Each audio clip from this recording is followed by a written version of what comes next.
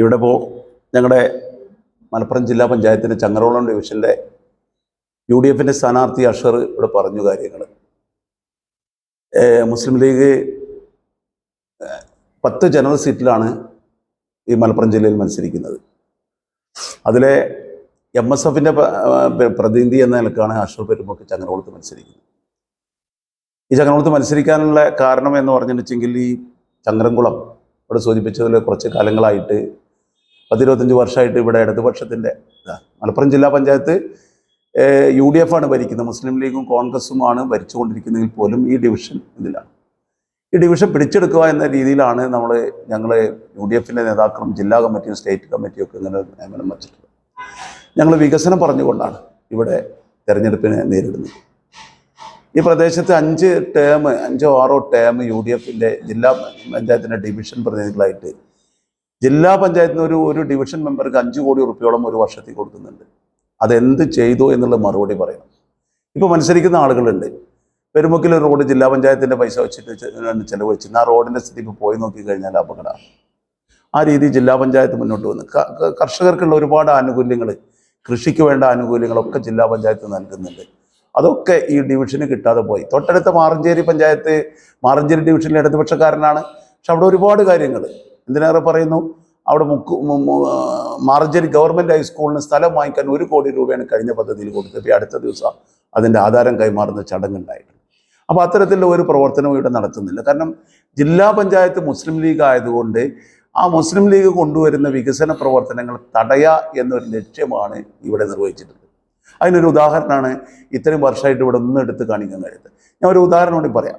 ഇപ്പോൾ നമ്മുടെ ബഹുമാനനായ ചിത്രം നമ്പൂതിരിപ്പാടിൻ്റെ നമുക്കൊക്കെ അറിയാം, നമ്മുടെ നാടിൻ്റെ ഗുരുനാഥനാണ്. അദ്ദേഹത്തിന് ആദരസൂചകമായിട്ട് ഒരു സ്മാരകം ഇവിടെ വേണം എന്നുള്ളത്, ഒരു കെട്ടിടം ഇവിടെ നിന്ന് ചർച്ച ചെയ്യപ്പെടുകയും ബന്ധപ്പെട്ട പല ആളുകളും അദ്ദേഹത്തോട് അടുത്ത ആളുകളൊക്കെ ഞങ്ങളെടുത്ത് ആവശ്യപ്പെട്ട് ബഹുമാനനായ ET മുഹമ്മദ് ബഷീർ സാഹിബിൻ്റെ ഫണ്ടിൽ നിന്ന് MP ആയിരിക്കുമ്പോൾ ഫണ്ടിൽ നിന്ന് 40 ലക്ഷം രൂപ അനുവദിച്ചു. ചങ്ങരംകുളത്തെ ബസ് സ്റ്റാൻഡിൻ്റെ മുകളിൽ ഒരു മിനി കമ്മ്യൂണിറ്റി സെൻറ്റർ കൊണ്ടുവരാനാണ് അത് തീരുമാനിച്ചത്. ചങ്ങരംകുളത്ത് ചെറിയ വാടകയ്ക്ക് കിട്ടുന്ന ആളുകൾക്ക് സൗകര്യപ്പെടുന്ന അദ്ദേഹത്തിനോട് ആദരസൂചകമായിട്ട് അത് നിർവഹിക്കണം എന്ന് ഞങ്ങൾ സൂചിപ്പിച്ചു. 40 ലക്ഷം രൂപയുടെ പദ്ധതി കൊണ്ടുവന്നിട്ട് അതിൻ്റെ ഇംപ്ലിമെൻ്റ് ഏജൻസി പെരുമ്പടപ്പ് ബ്ലോക്ക് പഞ്ചായത്താണ്. ആറ്റുണ്ണി തങ്ങൾ പ്രസിഡൻ്റായിരിക്കുമ്പോൾ കൊടുത്തു. 10 വർഷം പിന്നിട്ടു.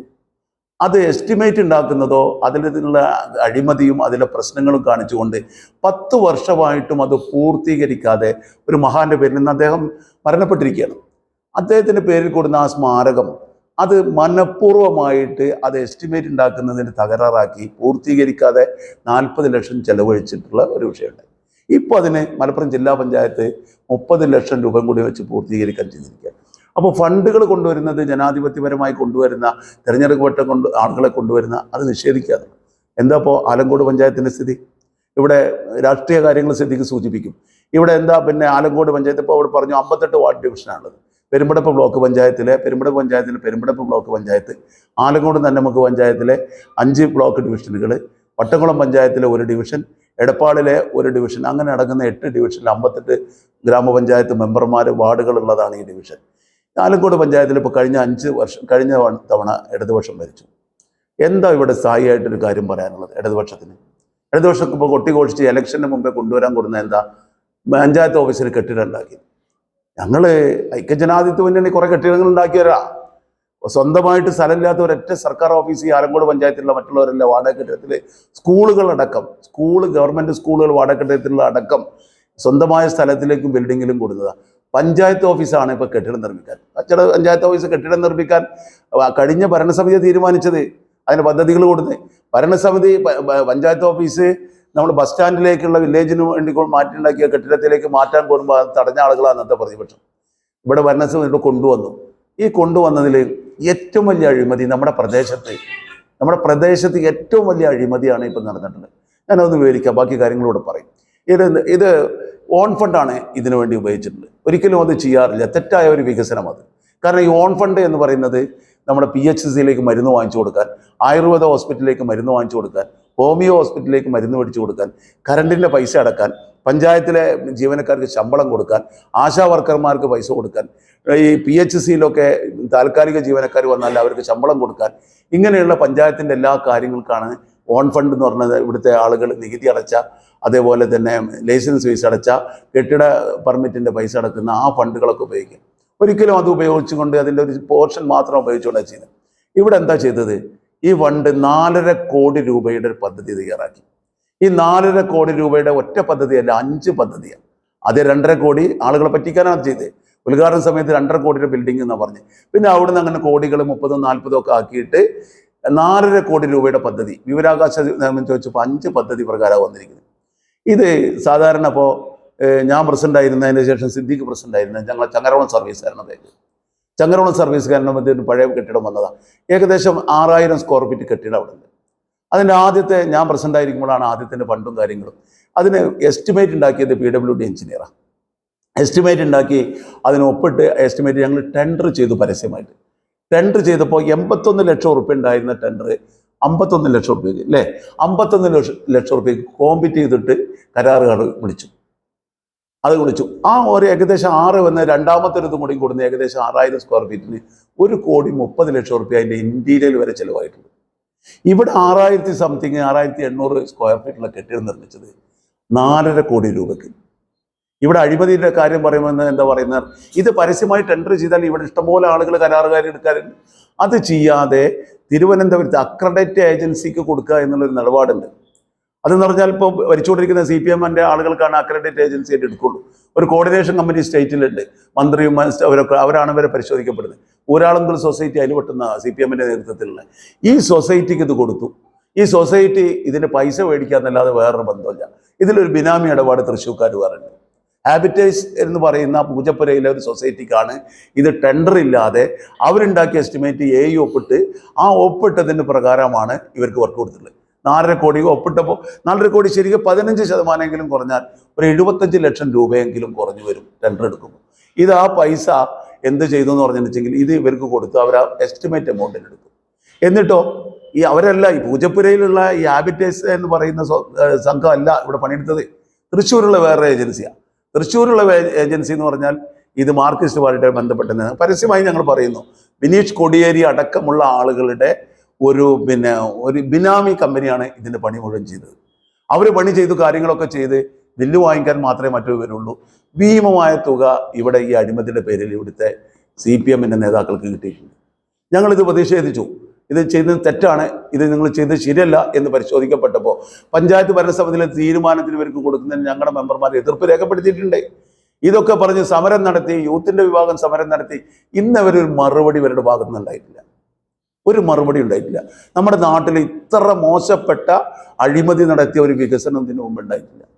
അത് ഞങ്ങൾ ഈ തെരഞ്ഞെടുപ്പിൽ ഞങ്ങൾ ബാധിക്കും. ആരാ അതിന് നേതൃത്വം കൊടുത്തത്? ഇന്ന് ജില്ലാ പഞ്ചായത്തിൽ മത്സരിക്കുന്ന സഹീറാണ് അതിൻ്റെ നേതൃത്വം കൊടുത്ത പ്രസിഡന്റ്. മറുപടി പറയണം. ജില്ലാ പഞ്ചായത്തിലെ കാൻഡിഡേറ്റ് മറുപടി പറയണം. ഞങ്ങൾ പറയുന്നത് ശരിയല്ലെങ്കിൽ അവർ പറയണം എന്ന നിയമപ്രകാരം. UDF വളരെ വ്യക്തമായി പറയുന്നു, നല്ല കാലാവസ്ഥയിലാണ് UDF ഉള്ളത്. CPM വളരെ ആശയക്കുഴപ്പത്തിലായി പഞ്ചായത്തിലുള്ളത്. നിങ്ങൾക്കൊക്കെ അറിയാം, പത്രക്കാർക്കും എല്ലാവർക്കും അറിയാം. ഓരോ വാർഡുകളും ഞാൻ എണ്ണി പറയുന്നില്ല. CPM ഒരു പഞ്ചായത്തിൻ്റെ ലോക്കൽ സെൽഫ് ഗവൺമെൻറ്റിൻ്റെ ഒരു മന്ത്രി പദവിയിൽ ഇരിക്കുന്ന ആളാണ് ഒരു സ്റ്റാൻഡിംഗ് കമ്മിറ്റി ചെയർമാൻ. ആ സ്റ്റാൻഡിംഗ് കമ്മിറ്റി ചെയർമാൻ അവരുടെ വിഷയങ്ങൾ പറഞ്ഞുകൊണ്ട് ഇപ്പോൾ UDFിലേക്ക് കടന്നു വന്നിരിക്കുകയാണ്. അദ്ദേഹത്തെ ഇപ്പോൾ വേട്ടയാടിക്കൊണ്ടിരിക്കുകയാണ് സൈബർ സെല്ല്. അദ്ദേഹം കഴിഞ്ഞ ദിവസം പറഞ്ഞിട്ടുണ്ട്, എന്നെ പറയാനുള്ളതൊക്കെ പറയട്ടെ, ബാക്കിയുള്ളത് ഒരുമിച്ച് ഞാൻ പറയാം, എല്ലാവർക്കും വേണ്ടിയിട്ടുള്ളത് പറയാമെന്ന് അദ്ദേഹം ഏറ്റിട്ടുണ്ട്. അതേപോലെ ഓരോ വിഭാഗത്തിൻ്റെയും CPM ആളുകൾ മുഴുവൻ ഇന്നത്തെ കേരള ഭരണത്തെക്കുറിച്ചുള്ള പ്രശ്നങ്ങളും ഈ അടിസ്ഥാനപരമായി പഞ്ചായത്ത് ജനങ്ങളെ പിഴിയുന്ന വിഷയങ്ങളും വെച്ചുകൊണ്ട് CPM ആളുകൾ പോലും UDFിന് അനുകൂലമാകുന്നൊരു ട്രെൻഡാണ് ഞങ്ങളെ സംബന്ധിച്ച് ഇവിടെ കാണാൻ കഴിഞ്ഞിട്ടുള്ളത്. CPM പഞ്ചായത്ത് മെമ്പർമാരായിട്ടുണ്ടായിരുന്ന ആളുകൾ എല്ലാം ഈ ഡിവിഷനിൽ ഇപ്പോൾ നമുക്ക് പെരുമ്പടപ്പ് ഡിവിഷൻ ഇതിൽ പെട്ടതാണ്. അവിടുത്തെ പഞ്ചായത്ത് മെമ്പറായിരുന്ന അക്ബർ ഇവിടെ അവരെ പാർട്ടി വിട്ടു വന്നു. അങ്ങനെ ഓരോ ആളുകളും, ഞാൻ മറ്റേതിലേക്ക് കിടക്കുന്നില്ല. അപ്പോൾ അങ്ങനത്തെ ഒരു സിറ്റുവേഷൻ, അഴിമതി ഇതൊക്കെ ചെയ്യുമ്പോൾ പോലീസ് സ്റ്റേഷൻ്റെ അവിടെ ഒരു ലൈഫ് മിഷൻ്റെ ഒരു പദ്ധതി ഉണ്ട്. ലൈഫ് മിഷൻ്റെ പദ്ധതി അത് അവിടെ ഈ ഒരു സ്റ്റീലിൽ പണിയെടുത്തിട്ട് 3/4 60% പണി തീർത്തിട്ട് അവിടെ എടുക്കുക. ഇന്ന് വരെ പൂർത്തീകരിക്കാൻ കഴിഞ്ഞിട്ടില്ല. നേരത്തെ ഇവിടെ വീട് കൊടുത്തിരുന്നു. ഞാൻ പഞ്ചായത്ത് പ്രസിഡൻ്റായിരുന്ന ആളാണ്. ഞങ്ങൾ ഒരു വർഷത്തിൽ ഏകദേശം 150 വീടോളം ഒരു പഞ്ചായത്തിൽ കൊടുത്തിരുന്നവരാണ്, പല പദ്ധതികളും വെച്ച്. അത് ആളുകൾക്ക് പൈസ കൊടുത്ത് ചെയ്യുക. ഈ പഞ്ചായത്തിൻ്റെ ഈ പൈസ ഒക്കെ എടുത്തിട്ട് നേരെ കൊണ്ടുപോയിട്ട് ഒരു ലൈഫ് പദ്ധതി പണം കൊടുത്തു. ആ സ്ഥലം, ബ്ലോക്ക് പഞ്ചായത്തിൻ്റെ സ്ഥലം ലൈഫിന് കൈമാറ്റം കൊടുത്തു. അവിടെ ഇന്ന് കൊടുക്കുന്നില്ല. മറുപടി പറയണം. നിങ്ങൾ പറയുന്ന മറുപടി, നിങ്ങൾ ഇതെന്തുകൊണ്ട് അത് അവിടെ തടഞ്ഞു കിടക്കുന്നു, നിങ്ങൾ ഇവിടുത്തെ ഇടതുപക്ഷത്തിൻ്റെ ആളുകൾ ജനങ്ങളോട് വോട്ട് ചോദിക്കുന്ന ഒരു മറുപടി പറയുന്നു. അങ്ങനെ ഓരോ രംഗത്തും അഴിമതികളാണ്. ഇപ്പം ചങ്ങരകുളം ടൗൺ വികസനം ഇപ്പം ഇലക്ഷൻ ആയതുകൊണ്ട് നടക്കുന്നു. 3 കൊല്ലം മുമ്പ് ഉദ്ഘാടനം ചെയ്തതാണ്. കോടികൾ വെച്ചിട്ട് ഇപ്പം നടക്കുന്നു. ഇതിൻ്റെ പ്രായോഗിക ബുദ്ധിമുട്ടുകളും കാര്യങ്ങളും ഇതൊക്കെ നമ്മളിത് പൂർത്തീകരിച്ചാൽ നമുക്ക് കാണാം.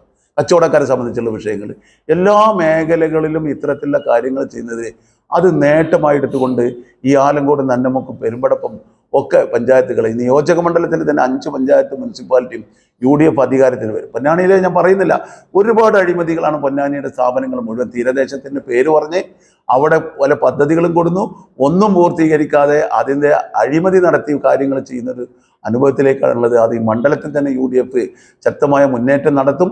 ലീഗും കോൺഗ്രസും 2 പാർട്ടിയാണെങ്കിൽ പോലും വളരെ ശക്തമായ രീതിയിൽ ഞങ്ങൾ നേരത്തെ തന്നെ ഐക്യപ്പെട്ടുകൊണ്ട് ഞങ്ങൾ ഈ തെരഞ്ഞെടുപ്പിന് ആളുകൾക്ക് വേണ്ടി വരാൻ ഞങ്ങൾ തയ്യാറായിട്ടുണ്ട്. അത് ഞങ്ങൾ വിജയിച്ചിൻ്റെ വെന്നിക്കുറി പാടിക്കും എന്നുള്ളതാണ് സൂചിപ്പിക്കാറുള്ളത്. മറ്റു കാര്യങ്ങൾ പറയും.